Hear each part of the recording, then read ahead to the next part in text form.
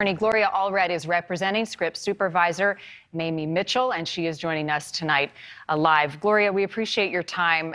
It was heartbreaking to hear Mamie recount the moments of that day. It was emotional for her. It is hard to believe what she has been through. Who does she say was in charge on that Rust set? Who had the authority? Well, the producers had the authority. By the way, Alec Baldwin was not only an actor, he was also one of the producers of Rust. So we are suing all of the producers of Rust, and that includes Alec Baldwin. And we contend that there was a massive either ignoring or violation, or both, of safety protocols that were to be required on this movie set and that are required to be followed not only on all movies, but on television filming as well. And we have a copy of those that we distributed at our press conference today, the very specific safety protocols. And we allege that many of them were violated. For example, that live ammunition was allowed onto the set, despite the fact that live ammunition is never to be used nor brought onto any studio lot or stage. And also, the gun was handed to Alec Baldwin by the assistant director. And guns are never to be handed by an assistant director to an actor. The safety protocol is that they're handed to an actor by the armorer or by the prop master. In fact, Mamie, in her 40 years of being a script supervisor and working on films, including many with guns involved, has never seen an assistant director be the one to hand it to Alec Baldwin. But let's say that, in fact, this assistant director, Mr. Halls, did hand it to the gun to Mr. Baldwin. Well, Mr. Baldwin is alleged to have heard cold gun, that statement from the assistant director as he handed the gun to Mr. Baldwin. We don't know to a certainty that, in fact, that was said, but let's assume for purposes of discussion, that's what the assistant director said, that there was a cold gun. Well, Mr. Baldwin should not have relied on that statement. Mr. Baldwin himself should have checked the gun, and made sure that that gun was safe before he discharged it. Let me jump in here ahead. real quick. And the question remains, how did live ammunition get onto this set to begin with? And nobody seems to have the answer. Does Mamie have an idea?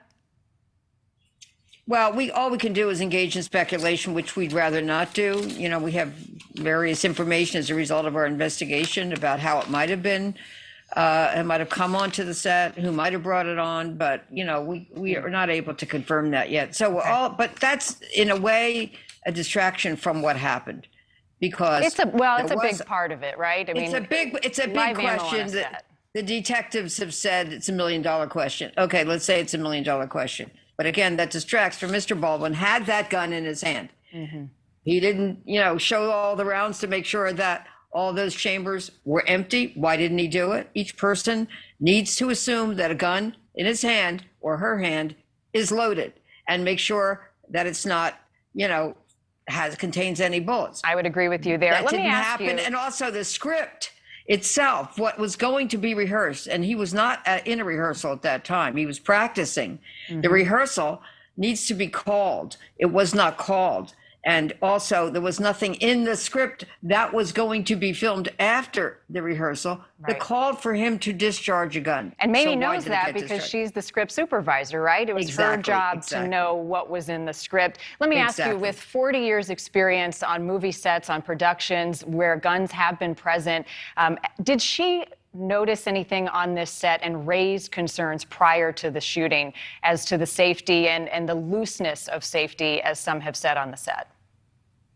Well, I can only say that she certainly was aware of 2 prior incidents where guns were discharged.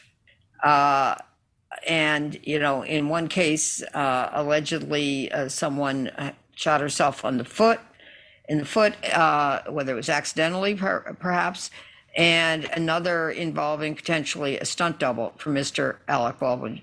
Did Mamie was very concerned. Did she feel comfortable going to someone with those concerns? Did she take those issues and red flag them to anyone?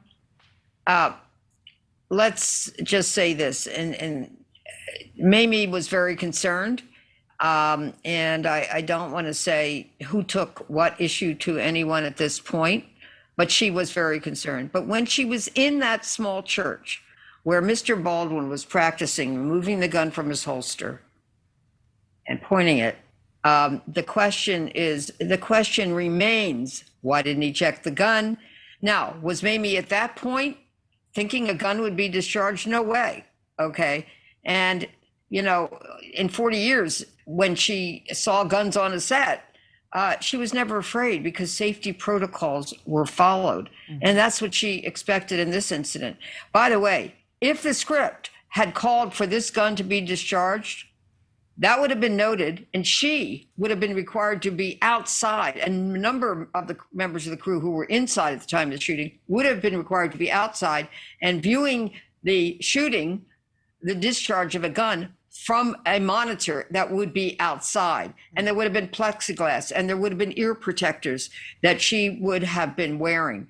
So no, there was no expectation that a gun would be discharged. Many missteps and a life was lost. Gloria, representing Mamie Mitchell on this set, I know she has been through a lot, saying she can't even continue the work that she loves and is so passionate about.